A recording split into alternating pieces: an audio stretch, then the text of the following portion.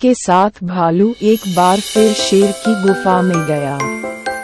उसने बिल्कुल सामान्य तरीके से उससे बात की। उसने शेर को लगने ही नहीं दिया कि उसे रात की बात का बुरा लगा है। दोनों बातें करने लगे। बातों ही बातों में शेर ने भालू से पूछा, दोस्त तुम अपना रोज का खाना कहाँ से लाते हो? भालू ने शेर को शहद के बारे में बता दिया।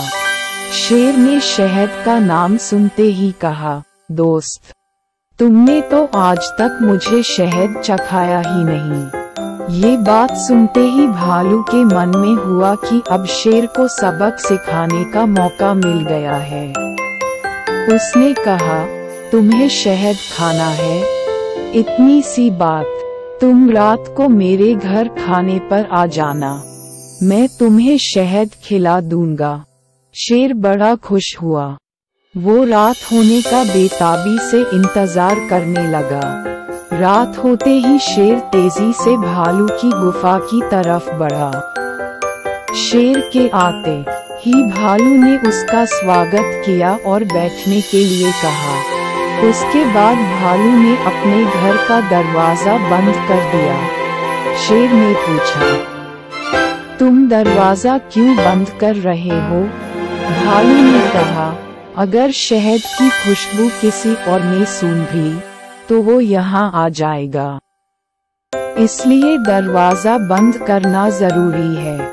अब भालू ने मधुमक्खी का एक छत्ता लाकर शेर के सामने रख दिया और कहा, इसी के अंदर शहद है। जैसे ही शेर ने उसके अंदर मुंह डाला तो उसे मधुमक्खियों ने काटना शुरू कर दिया। उसके पूरे चेहरे पर सूजन हो गई। शेर जिस ओर भी भागता, मधुमक्खियां उसका उधर पीछा करती। आखिर में शेर ने भालू से पूछा, तुमने मुझे बताया क्यों नहीं कि शहद कैसे खाना है?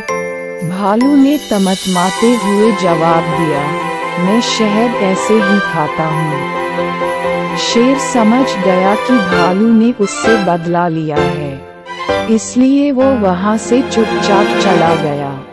कहानी से सीख। शेर और भालू की कहानी से यह सीख मिलती है कि अगर किसी से मदद लो तो उसकी मदद करने के लिए तैयार भी रहो। हम दूसरों के साथ बुरा करेंगे तो हमारे साथ भी बुरा ही होगा, क्योंकि कर्म किसी को नहीं छोड़ता।